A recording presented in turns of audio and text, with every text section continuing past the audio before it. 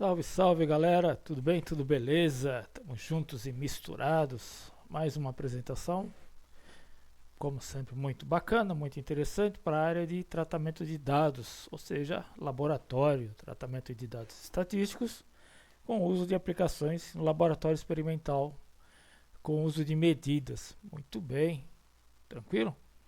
Trabalhando no laboratório, você encontrou um cubo bacana e você, por exemplo, quer calcular o volume desse cubo.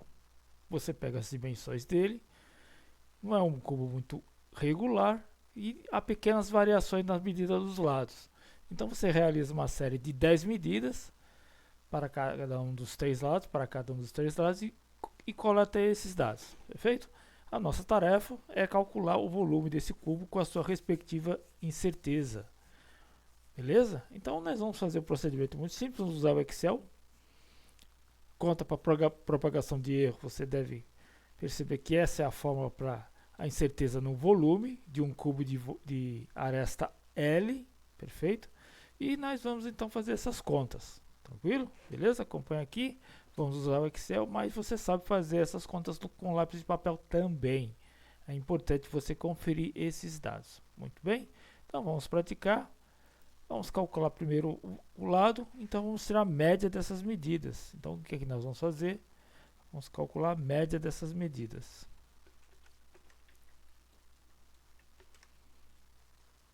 Clicando do começo ao fim.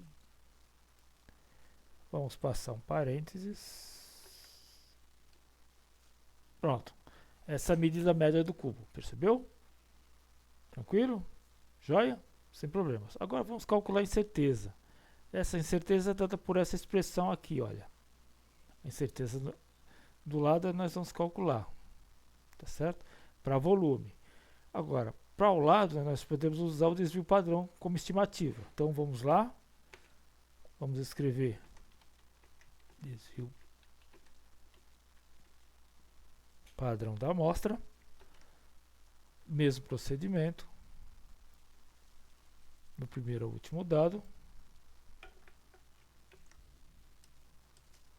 Prontinho. Bom, lembrando que esse passo para calcular a incerteza você pode usar vários processos, mas o importante é que você verifique qual deles é o mais interessante para você calcular essa incerteza. Percebeu? No caso aqui nós vamos usar o desvio padrão. Beleza? Tranquilo. Bom, então o valor experimental, o que a gente pode estimar aqui como valor experimental? O seguinte, olha só. Podemos melhorar essas ideias. O comprimento vai ser 3,123 metros, percebeu? Mais ou menos com a incerteza associada de 0,009. Tranquilo? Beleza? Sem maiores problemas, tá certo? Esse é o modo de se escrever usual, tá certo? Agora, quase finalizando o nosso probleminha, nós vamos calcular o volume. Percebeu? O volume é fácil. É tranquilo? É o que? É o lado elevado ao cubo. Então vamos pegar o lado e elevar o cubo. Percebeu? Aqui embaixo já está arredondado o número, olha só. Eu usei a fórmula de arredondamento do Excel. Para incerteza no volume, nós vamos usar esta fórmula aqui, olha só, tá bom? Pesquisando na literatura, você vai achar esta fórmula. Então, nós vamos escrever assim. 3 vezes lado ao quadrado. Então, é esse lado aqui elevado ao quadrado. Vezes a incerteza no lado. A incerteza no lado acabamos de calcular também esta aqui. Portanto, teclando Enter, 0,25 é o nosso desvio padrão. Perfeito? Então, como é que nós vamos escrever o resultado final? Vamos escrever da seguinte forma. Acompanhe aqui. Vamos adotar o seguinte. 30,45, que é o que temos ali, já arredondado, 30,45. Com um desvio padrão de quanto? Vamos lá, calculamos agora, 0,25. Perfeito? Então, o melhor valor experimental para o volume dessa caixa cúbica é de 30,45 mais ou menos 0,25 metros cúbicos. Tá bom? Simples, legal? Ótimo. Só uns comentáriozinhos a mais. Essa incerteza aqui é calculada em apostilas de laboratório, tá certo? Tem textos que se referem a ela. Das referências que eu passei para você, com certeza você deve achar esta fórmula. Perfeito? Muito bem.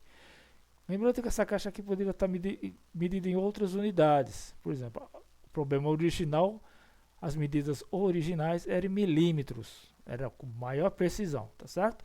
Mas ninguém vai medir uma caixa de 3 metros em milímetros. Então eu resolvi colocar em metros para ficar mais interessante, mais bacana de a gente aprender as ideias, tá bom? O valor experimental para o lado é esse, perfeito?